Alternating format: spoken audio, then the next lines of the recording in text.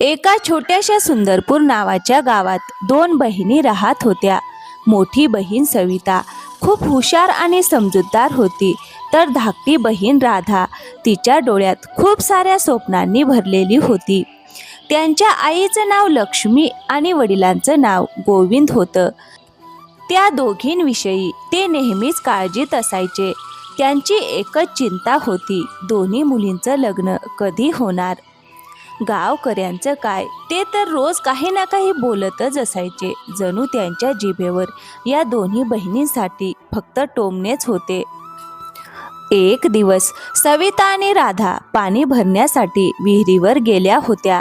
तेव्हा काही गावातील बायका त्यांच्याकडे तिरक्या नजरेने पाहत कुजबूज करू लागल्या. अगं बघ ना, या दोन्ही बहिणींना वाटतंय आयुष्यभर बापाच्या घरातच बसून राहणार. हो ग, किती निर्लज्ज आहेत. वय झालं तरी अजूनही बापाच्या माथ्यावर ओझं बनून बसले आहेत. असं वाटतंय की त्यांच्या आई वडिलांनाही काहीच काळजी नाही. सविता आणि राधा शांतपणे सगळे टोमणे ऐकत होत्या, पण प्रत्येक शब्द त्यांच्या मनाला काट्यासारखा टोचत होता. गावकरी त्यांना नेहमीच कमी लेखायचे. त्यांच्यावर आणि त्यांच्या आई वडिलांवर टीका करायला एकही संधी सोडत नव्हते. राधा हळू आवाजात म्हणाली, ताई, लोक आपल्याला इतकं वाईट का बोलतात? आपण आपल्या आई वडिलांसोबत राहतोय, यात काय चुकीचं आहे? आपण त्यांच्याकडून काही मागायलाही जात नाही. लग्न होणं न होणं आपल्या हातात नाही. मग हे लोक समजून का घेत नाहीत? अगं, जास्त विचार करू नको. लोकांचं कामच बोलणं असतं. आपल्या नशिबात जे असेल तेच होईल. देव प्रत्येकासाठी जोडी बनवतो. आपल्यासाठीही बनवली असेल. चल घरी जाऊया. त्या रात्री घरात शांतता पसरली होती. आई वडील स्वयंपाकघरात गप्प बसले होते.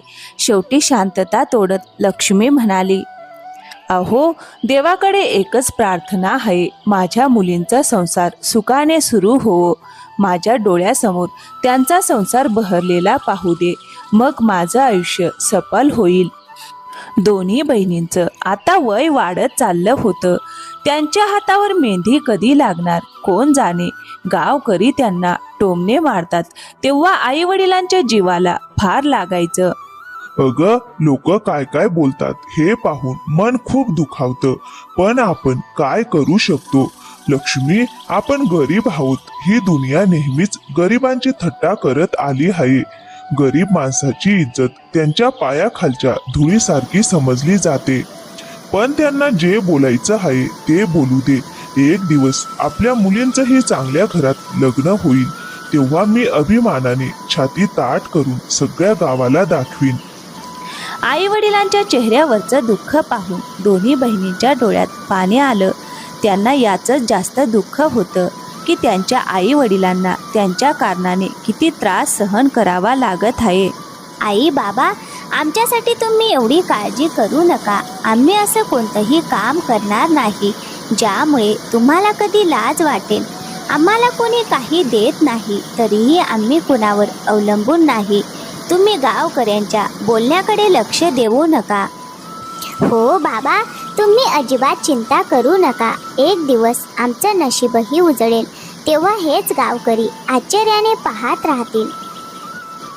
त्या रात्री झोपायला जाताना सविता राधाला म्हणाली, राधा, उद्या सकाळी आपण जवळच्या मंदिरात जाऊया. देवाकडे प्रार्थना करूया. कदाचित तो आपली विनंती ऐकेल. हो ताई, मीही तेच विचार करत होते. देव सगळ्यांचं ऐकतो, आपलंही ऐकेल. आता तोच आपला आधार आहे. आई वडिलांच्या विचारातच दोन्ही बहिणींना झोप लागली. मग दुसऱ्या दिवशी सकाळी दोघीही तयार होऊन मंदिरात पोहोचल्या. मंदिरातील घंटानादाने संपूर्ण वातावरण पवित्र झालं होतं. दोघीही हात जोडून प्रार्थना करू लागल्या. हे देवा, तू संपूर्ण जगात आनंद वाटतोस. आमच्या घरातही थोडासा आनंद दे. आमचे आई बाबा आमच्याबद्दल खूप चिंतेत असतात. त्यांची चिंता दूर कर. आम्ही गरीब आहोत हे आम्हाला माहीत आहे, पण गरिबांच्या मुलींनाही आनंदाने जगण्याचा हक्क नाही का? हे देवा, आमचं लग्न झाल्यावर आम्ही संपूर्ण गावातील गरजू आणि बेसहारा लोकांना अन्नदान करू. हे देवा, आमच्या सगळ्या सखींची लग्न झाली आहेत, पण गावकरी आम्हाला पाहून टोमणे मारतात. तुझ्याकडे विनंती आहे की आता आमचाही संसार लावून दे. दोन्ही बहिणींनी मनापासून प्रार्थना केली आणि मोठ्या आशेने त्या घरी परतू लागल्या. रस्त्यात सविता राधाला म्हणाली, अगं पाहशील राधा, देव आपली प्रार्थना नक्की ऐकेल. त्याच्या दरबारातून कोणीही रिकाम्या हाताने जात नाही. आपणही जाणार नाही. लवकरच आपल्याला आनंदाची बातमी मिळेल.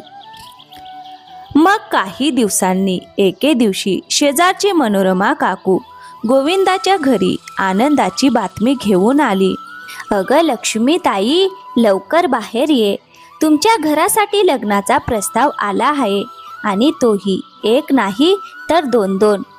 लक्ष्मी आनंदाने बाहेर आली, पण तिच्या मनात थोडी भीतीही होती. ती थरथरत्या आवाजात विचारू लागली, कोणासाठी आणि कुठून आला आहे प्रस्ताव मनोरमा? अगं एक खूप श्रीमंत घरातून आहे. त्यांचा मुलगा शहरात मोठा व्यवसाय करतो. खूप चांगलं घर आहे. मोठ्या लोकात त्यांचा वावर आहे. ते सविताला त्यांच्या घरची सून बनवू इच्छितात. हे ऐकून लक्ष्मी आणि गोविंद खूप आनंदी झाले. आणि दुसरा प्रस्ताव आहे. थोडा गरीब घरातून. मुलगा मजुरीचं काम करतो. दिवसभर कष्ट करून आपला उदरनिर्वाह करतो. तो प्रस्ताव राधासाठी आला आहे. हे ऐकून लक्ष्मी थोडी उदास झाली. थोड्या अंतरावर उभ्या असलेल्या सविता आणि राधा हे सगळं ऐकत होत्या. राधाच्या डोळ्यात अश्रू आले आणि ती सविताला म्हणाली, ताई, मी त्या मजुरी करणाऱ्या माणसाशी लग्न करू शकत नाही. मी सुद्धा काही स्वप्न पाहिली आहेत. मलाही चांगल्या घरात जायचं आहे. माझ्या नशिबात फक्त दुःखच लिहिलं आहे का ताई? अगं राधा, तूच तर म्हणाली होतीस ना की देव सगळ्यांचं ऐकतो. आता देवाने ऐकलं आहे, मग तू का रडतेस? तू काळजी करू नकोस, सगळं ठीक होईल. ताई, देवाने ऐकलंय खरं, पण माझ्यासाठी चांगला प्रस्ताव तर आलेला नाही ना. चांगला प्रस्ताव तर तुला मिळतोय ना ताई, आणि माझं काय? अगं राधा, ठीक आहे. जर तुला तुझा प्रस्ताव आवडत नसेल तर तू त्या श्रीमंत घरात लग्न कर. मी त्या गरीब माणसाच्या घरी जाईन. गरीब श्रीमंत असं काही नसतं. माणूस चांगला असणं महत्वाचं असतं. नको ताई, असं म्हणू नकोस. तू मोठी आहेस. तुला चांगलं घर मिळायला हवं. तो प्रस्ताव तुझ्यासाठीच आला आहे. तूच त्या घरात जाशील. अगं माझी लाडकी बहीण, माझ्यासाठी सगळ्यात मोठा आनंद म्हणजे तू आनंदी राहणं. मी प्रत्येक दुःख सहन करेन. फक्त तू हसत राहा. तू माझी धाकटी बहीण आहेस. माझं सगळं काही आहेस. तुझ्या आनंदातच माझा आनंद आहे. सविता चेहऱ्यावर हसू ठेवून बोलत होती, पण त्या हसण्यातून ती आपलं दुःख लपवण्याचा प्रयत्न करत होती. लक्ष्मी जवळ उभी राहून दोन्ही बहिणींचं बोलणं ऐकत होती. ती प्रेमाने म्हणाली, माझ्या मुलींनो, सगळं वरच्या देवाने आधीच लिहून ठेवलेलं असतं. प्रत्येकाचं नशीब तोच ठरवतो. त्या रात्री लक्ष्मीला झोपच आली नाही. ती संपूर्ण रात्र राधाच्या विचारात हरवून गेली. गावकरी आधीच राधाला लग्न होत नाही म्हणून टोमणे मारत होते. जर त्यांना कळलं की राधाचं लग्न एका मजूर मुलाशी ठरत आहे तर ते पुन्हा तिची थट्टा करतील, हसतील आणि अपमान करतील. म्हणून लक्ष्मीने मनात एक निर्णय घेतला. ती मुलाकडच्यांना सांगणार की सविता अजून लग्नासाठी तयार नाही. त्यामुळे राधाचं लग्न श्रीमंत घरात होईल आणि नंतर सविताचं लग्न पाहू. मग दुसऱ्या दिवशी सकाळी दोन्ही बहिणी पाणी भरण्यासाठी विहिरीवर गेल्या. तिथे काही बायका आधीपासूनच गप्पा मारत होत्या. ज्या गोष्टीची भीती लक्ष्मी आणि गोविंदांना होती तीच खरी ठरली. गावातील बायकांना सविता आणि लक्ष्मीच्या लग्नाबद्दल कळलं होतं. अगं बघा ना, राधाला श्रीमंत नवरा मिळतोय. तिच्या सासरी तर सगळं काही आहे. आणि सविता एका गरीब मजुराशी लग्न करणार आहे. बघा तिचं नशीब. आम्हाला वाटलं होतं मोठ्या बहिणीला चांगलं घर मिळेल, पण इथे तर सगळंच उलटं झालं. अगं, एक तर लग्न होत नव्हतं आणि आता झालं तर असं गरीब माणूस मिळाला. राधा मान खाली घालून शांतपणे सगळं ऐकत होती, पण सविताच्या मनात मात्र हजारो प्रश्न निर्माण होत होते. तिने आपल्या धाकट्या बहिणीच्या आनंदासाठी स्वतःचा आनंद त्याग केला होता. हे गावकरी लग्न होत नव्हतं तेव्हाही टोमणे मारायचे आणि आता लग्न ठरतंय तरीही टोमणे मारत आहेत. लोकांना फक्त गरिबांच्या इज्जतीवर चिखल उडवण्याचा बहाणा हवा असतो. हे लोक कधीच बदलणार नाहीत. दोन्ही बहिणी शांतपणे घरी परत आल्या. राधा मात्र खूप आनंदी होती, पण सविताच्या मनात मात्र वादळ उठलं होतं. सविता एकटीच खोलीत बसून आपल्या भविष्यासंदर्भात विचार करत होती. तेवढ्यात लक्ष्मी तिथे आली आणि प्रेमाने विचारलं, सविता बाळा, तू इतकी गप्प का आहेस? तुला हा संबंध आवडला नाही का? मला सांग, जर तुला नसेल आवडत तर आपण हा संबंध अजिबात करणार नाही. अगं आई, असं काही नाही. मला हा संबंध आवडला नसता तर मी तुम्हाला खोटं बोलले असते का? पण गावकरी जे बोलत आहेत त्यांचं थोडंसं वाईट वाटलं तरी काही हरकत नाही. मी माझ्या बहिणीच्या आनंदासाठी सगळं सहन करेन. अगं माझ्या लेकरा, मला तुझ्यावर पूर्ण विश्वास आहे. तू ज्याला आपला नवरा मानशील त्याला तू आपल्या कष्टाने राजा बनवशील आणि एक दिवस तुला जगातील सगळे आनंद मिळतील. सविता आपल्या आईला दुःखी पाहू इच्छित नव्हती, म्हणून मनात दुःख असतानाही ती हसली. मग काही दिवसांनी दोन्ही बहिणींचं लग्न झाले आणि त्या आपापल्या सासरी निघून गेल्या. पण गावातील बायकांना तरी कुठे शांत बसायचं होतं. एक दिवस लक्ष्मी पाणी भरण्यासाठी विहिरीवर गेली असताना काही बायका मुद्दाम तिच्या ऐकण्यात येईल असं बोलू लागल्या. बिचाऱ्या सविताचं लग्न गरीब घरात केलं. तिचं आयुष्यभर दुःखच असणार. तिला कधी सुख मिळणार नाही बहुतेक. लक्ष्मीने सगळं ऐकलं, पण ती शांत राहिली. त्यांना उत्तर देणं योग्य नाही असं तिला वाटलं आणि ती तिथून निघून गेली. दुसऱ्या बाजूला सविता आपल्या नवऱ्यासोबत छोट्याशा घरात सासरी राहू लागली होती. तिचा नवरा अशोक हळूच तिच्याकडे पाहत म्हणाला, अगं, मी जरी गरीब असलो सविता, तरी तुझ्या आनंदासाठी मी खूप मेहनत करेन. आपल्या नवऱ्याच्या तोंडून आपल्यासाठी इतकं प्रेम ऐकून सविता खूप आनंदी झाली. तिनेही ठरवलं, आता ती आपल्या नवऱ्यासोबत खूप कष्ट करून आपलं नशीब बदलणार. इकडे राधा आपल्या सासरी एका मोठ्या महालासारख्या घरात गेली. तिचे सासरचे लोक तिच्यावर खूप प्रेम आणि लाड करत होते. मुली, तू खूप सुंदर आहेस. आमच्या घरची लक्ष्मी बनून आली आहेस. आता हे घर तुझंच आहे. तू इथली मालकीण आहेस. इथे तू आनंदाने राहा. आम्ही सगळे आता तुझे आहोत. एक दिवस अशोक दिवसभर कष्ट करून थकलेला घरी परत आला. त्याने पाहिलं की सविता उदास बसली आहे. तो प्रेमाने विचारू लागला, अगं सविता, काय झालं? तू इतकी गप्प का असतेस? अगं, जर तुला इथे मन लागत नसेल तर तू तुझ्या आई वडिलांकडे परत जाऊ शकतेस. मी अधूनमधून तुला भेटायला येत राहीन. अहो, असं कधीही म्हणू नका. हेच माझं घर आहे आणि तुम्ही माझे पती आहात. माझ्या नशिबात जे लिहिलं होतं ते मी मनापासून स्वीकारलं आहे. आता तुम्हीच माझं आयुष्य आहात.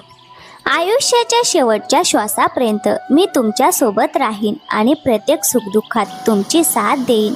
हे ऐकून अशोकच्या डोळ्यात सविताबद्दलचं प्रेम अजून वाढलं. काळ पुढे सरकत गेला आणि राधाच्या घरी एक मुलगा झाला. राधा आपल्या नवऱ्यासोबत आनंदात आयुष्य जगत होती. लग्नाआधी दोन्ही बहिणींनी मंदिरात जे वचन दिलं होतं, लग्नानंतर गरजू लोकांना मदत करायची, ते राधा विसरली. पण सविताने मात्र आपलं वचन विसरलं नव्हतं. पण सविता असहाय्य होती. तिच्याकडे इतके पैसे नव्हते की ती गावातील गरजू लोकांना मदत करू शकेल. ती मनातच विचार करू लागली, हे देवा, मी पैशांची सोय करीन आणि माझं वचन नक्की पूर्ण करीन. मला माझं वचन पूर्ण आठवतं आहे. तिने आपल्या बहिणीकडून थोडे पैसे उधार घेण्याचा विचार केला. मग दुसऱ्या दिवशी सविता राधाच्या घरी गेली. अगं, कशी आहेस बहीण? सगळं ठीक आहे ना? आणि बाळ कुठे आहे? मला दिसत नाही. मलाही पाहू दे माझ्या भाच्याला. अगं, मी ठीक आहे ताई. बाळ आज झोपलं आहे. ताई, खरं सांगायचं तर मी त्याला सध्या कुणाच्या हातात देत नाही. तुमचे हातही थोडे घाण आहेत. माफ करा ताई, पण मी त्याला तुमच्या खुशीत देऊ शकत नाही, कारण त्याची तब्येत बिघडू शकते. ते सगळं सोड. तू सांग, इथे कशासाठी आली आहेस? राधाच्या या बोलण्याने सविता खूप दुःखी झाली. पण ती लहान बहीण आहे असं समजून तिने तिच्या शब्दाकडे फार लक्ष दिलं नाही.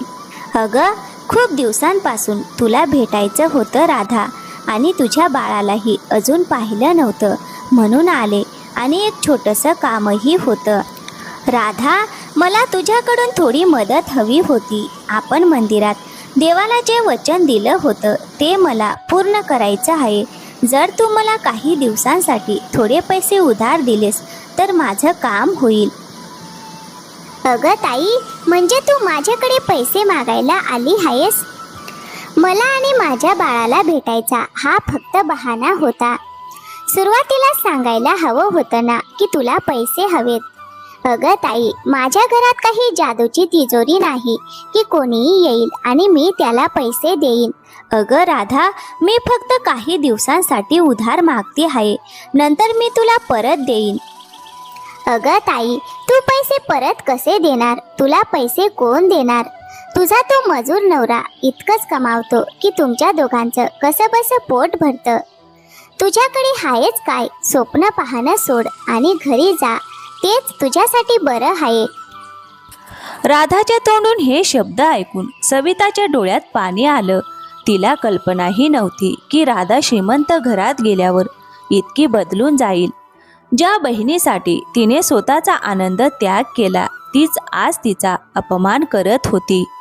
सविता दुःखी मनाने शांतपणे तिथून निघून गेली. रस्त्यात एका झाडाखाली बसून ती विचार करू लागली.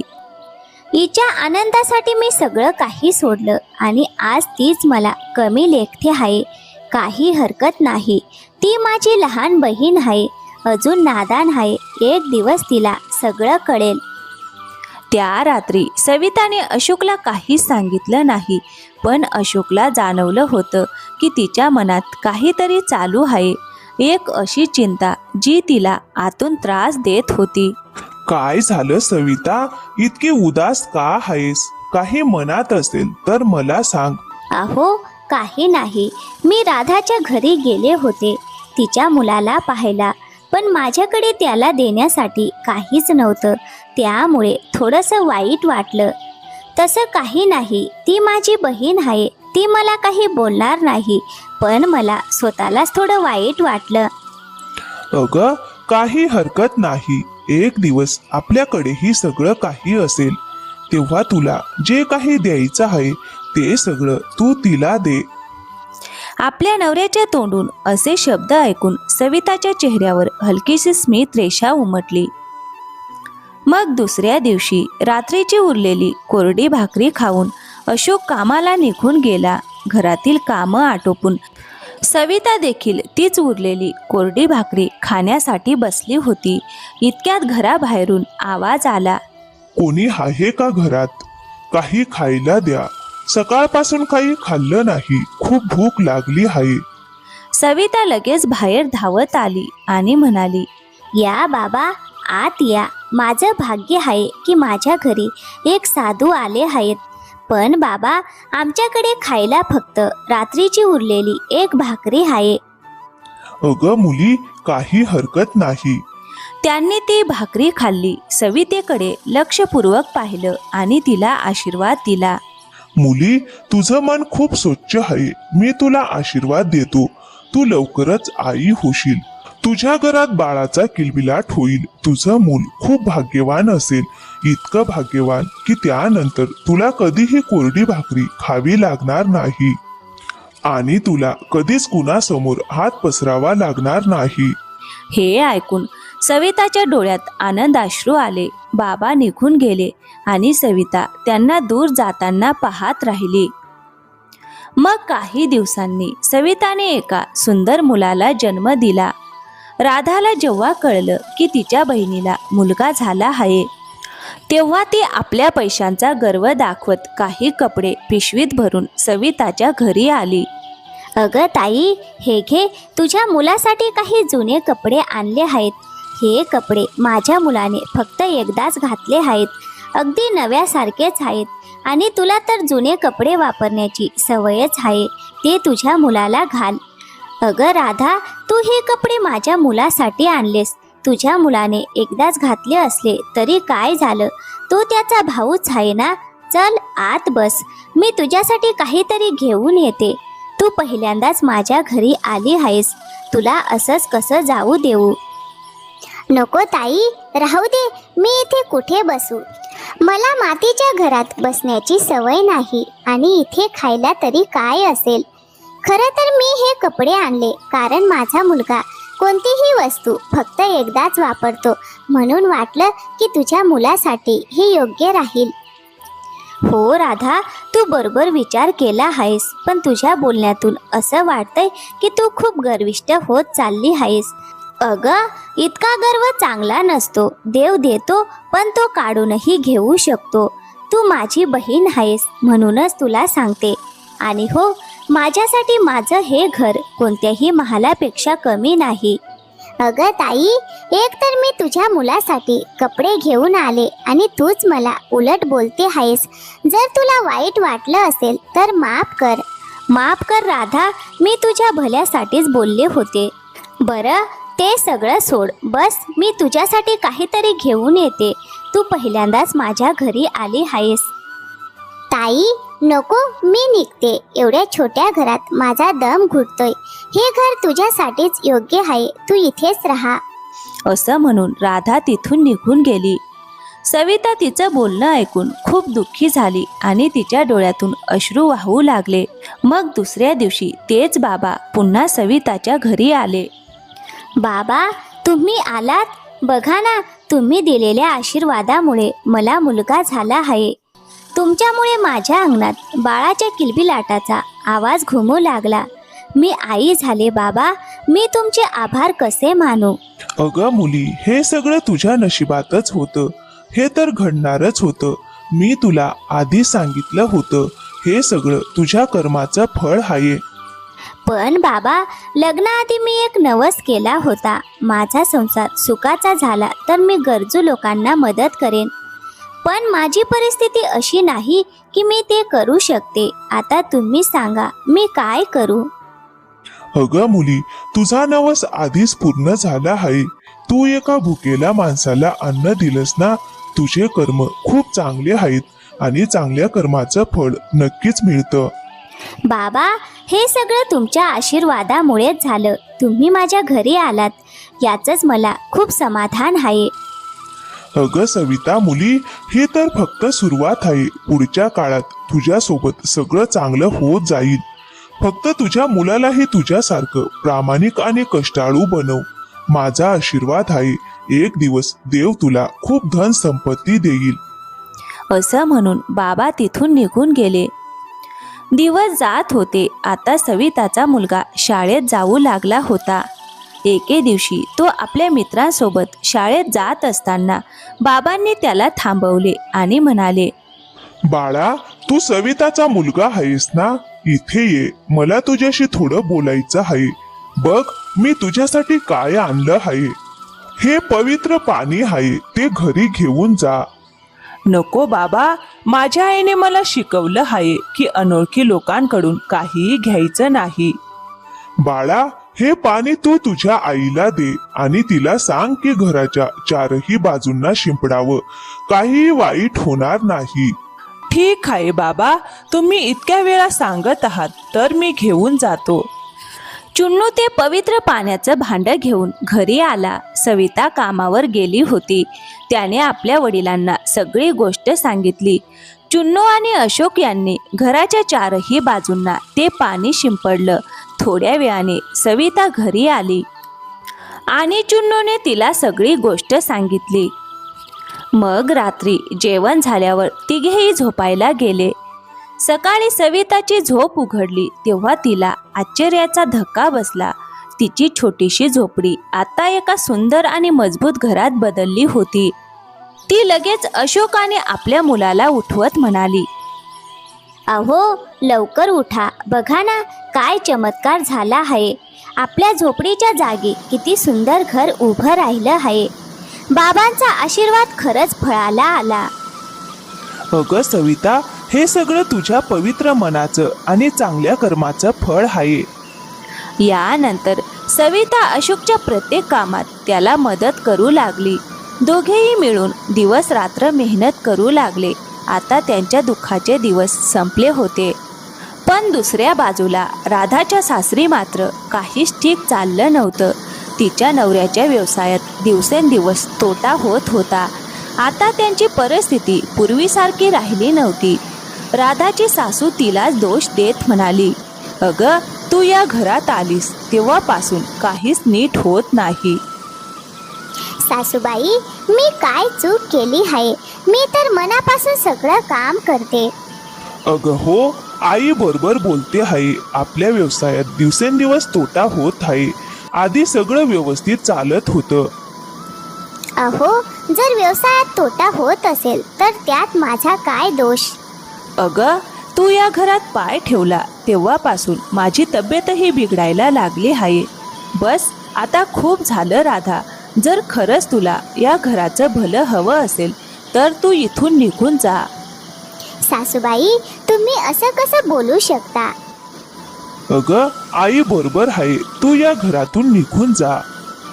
अशा प्रकारे राधाला तिच्या नवऱ्याने आणि सासूने घराबाहेर काढलं. ती रडत रडत घराबाहेर निघाली. पण तिच्या मनात राग मात्र आपल्या बहिणीवरच होता. तिला वाटत होतं की तिच्या बहिणीमुळेच हे सगळं घडतं आहे. ती थेट आपल्या बहिणीच्या घरी पोहोचली. ताई, अगं ताई, कुठे आहेस? राधा अचानक घरी आलेली पाहून सविताला खूप आश्चर्य वाटलं. अगं राधा, तू अचानक आलीस? आधी सांगितलं असतंस तर तुझ्यासाठी खूप छान पदार्थ करून ठेवले असते. आणि बाळ कुठे आहे, त्याला घेऊन आली नाहीस का? सांग ना, कशी आहेस? घरात सगळं ठीक आहे ना? रमेशजी आणि तुझी सासू कशा आहेत? राधा मात्र घराच्या प्रत्येक कोपऱ्याकडे निरखून पाहत होती. तिच्या डोळ्यात आपल्या सख्या बहिणीबद्दल मत्सर स्पष्ट दिसत होता.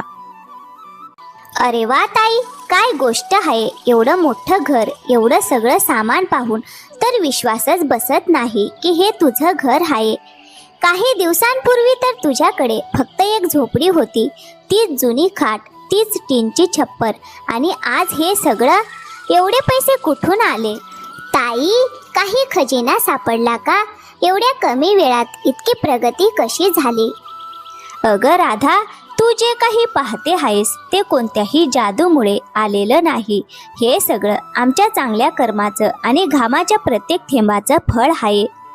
अशोकची मेहनत, त्याचा धीर आणि कधीही हार न मानण्याची जिद्द, यामुळेच हा सगळा बदल घडला.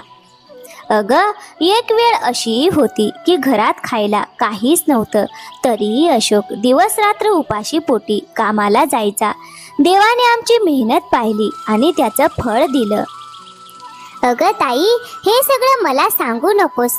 ही दुनिया इतकी चांगली नाही की कोणालाही एका रात्रीत श्रीमंत बनवेल. एवढ्या कमी वेळात इतकी प्रगती. नाही ताई, काहीतरी वेगळंच आहे यात. हे ऐकून सविता थोडी गंभीर झाली, पण तरीही तिच्या मनात राधासाठीचं प्रेम कमी झालं नाही. अगं राधा, तू फक्त हे घर पाहते आहेस, पण या मागचं कष्ट आणि संघर्ष तुला दिसत नाही. जेव्हा मी दुसऱ्यांच्या घरात काम करायचे, जेव्हा आमच्याकडे खायला सुद्धा नीट नसायचं, तेव्हा तू कुठे होतीस? तू कधी आमची विचारपूस करायलाही आली नाहीस. उलट तू आम्हाला टोमणे मारलेस, कमी लेखलं, पण आम्ही कधीच कोणाला दोष दिला नाही. आम्ही कधीच नशिबाला दोष दिला नाही, फक्त मेहनत आणि प्रामाणिकपणाने पुढे जात राहिलो. आणि हो राधा, आम्ही कधीच कोणाचा हक्क हिरावून घेतला नाही, कधी खोटं बोललो नाही आणि कधी चुकीचा मार्ग निवडला नाही. ताई, तुम्ही मेहनत केली असेल, पण माझ्या मनात एक विचार येतोय ताई. कुठे असं तर नाही ना की तुम्हाला हे सगळं त्या बाबांमुळे मिळालं? ऐकलं आहे इथे आले होते आणि त्यानंतरच सगळं बदललं. कुठे काही जादू टोण्यामुळे तर हे सगळं मिळालं नाही ना तुम्हाला?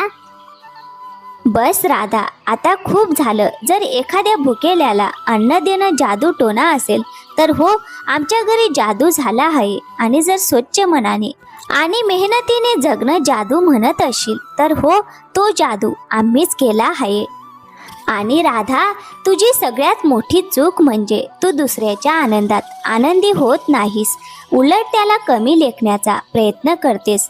तुला नेहमी इतरांबद्दल मत्सर वाटतो आणि हाच मत्सर तुला मागे खेचतो आहे.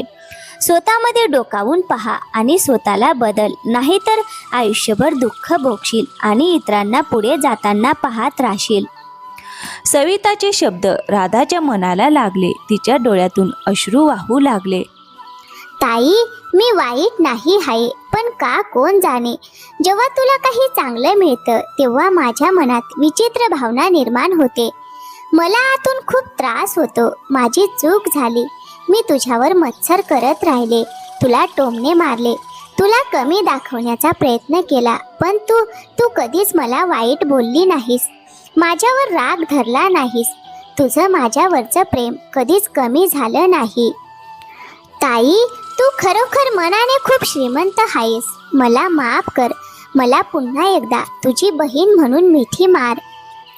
अगं राधा, बहीण असण्याचा अर्थच आहे एकमेकांना साथ देणं, मदत करणं, आशीर्वाद देणं आणि सुखदुःखात एकत्र राहणं.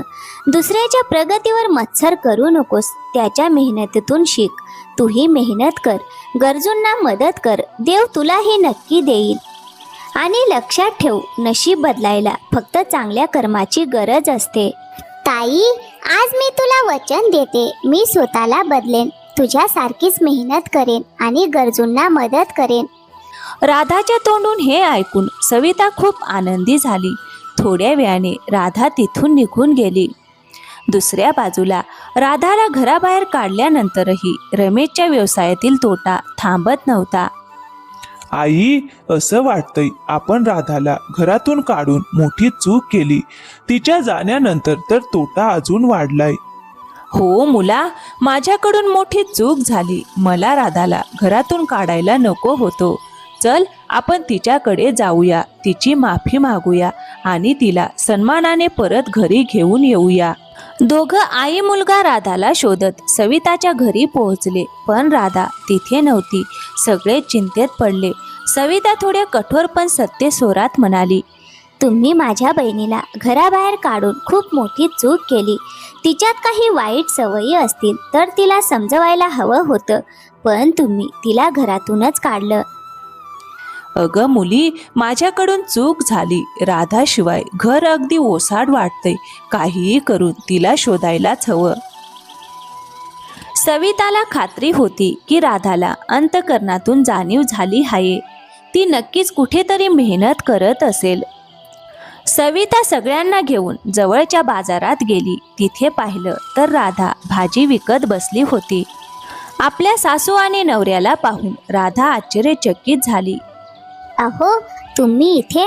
मुली, आमच्याकडून चूक झाली. तुझ्याशी आम्ही असं वागायला नको होतो. तू घरातून गेल्यापासून घराची शोभाच निघून गेली आहे. चल, आम्ही तुला परत घरी घेऊन जायला आलो आहोत. सासूबाई, चूक तुमची नाही, माझीच आहे. मी कधीही रमेशजीच्या कामात मदत केली नाही. मला त्यांना हातभार लावायला हवा होता, पण मी दिवसभर वेळ वाया घालवत राहिले. आता मला समजलं आहे की मेहनतीने सर्व काही मिळवता येतं. आता मी रमेशजींच्या कामात नेहमी मदत करेन आणि आपल्या घराची प्रतिष्ठा परत आणेन. राधाचा हा बदललेला स्वभाव पाहून सगळेच खूप आनंदी झाले आणि सगळे मिळून आनंदाने परत घरी गेले. तर मित्रांनो, या कथेतून आपल्याला एकच शिकवण मिळते. मेहनत, प्रामाणिकपणा आणि चांगले कर्म यामुळेच खऱ्या अर्थाने यश मिळते. इतरांच्या प्रगतीवर मत्सर करण्याऐवजी त्यांच्याकडून शिकायला हवे. अहंकार माणसाला खाली आणतो, तर नम्रता आणि कष्ट त्याला उंचीवर नेतात. गरजूंना मदत केल्याने आणि चांगले कर्म केल्याने देव आपल्यावर कृपा करतो. खरी नाती तीच असतात जी संकटात साथ देतात आणि चुका माफ करून पुन्हा एकत्र येतात. तर मित्रांनो, कसा वाटला आजचा व्हिडिओ? आवडला असेल तर व्हिडिओला एक लाईक करा, शेअर करा आणि हो, चॅनलवर नवीन असाल तर प्लीज चॅनलला सबस्क्राईब करायला विसरू नका. थँक्यू. धन्यवाद.